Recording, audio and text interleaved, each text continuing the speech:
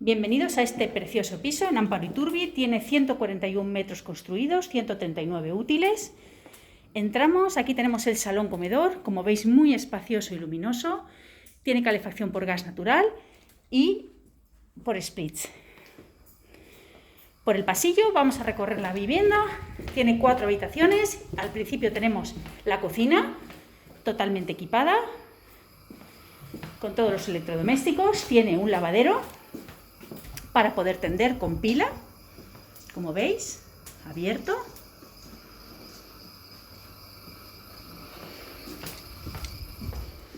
Vamos a toda la zona de descanso. Aquí tenemos la primera habitación, como veis muy soleada.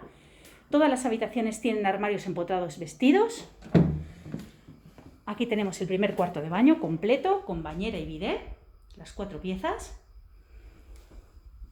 Otra habitación doble, también con su armario empotrado.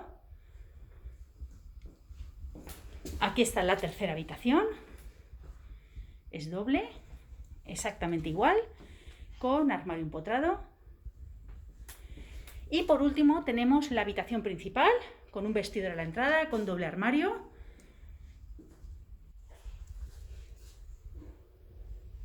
Y con su cuarto de baño completo, también con bañera y bidet. Pues será un placer enseñaros esta preciosa vivienda. Muchas gracias.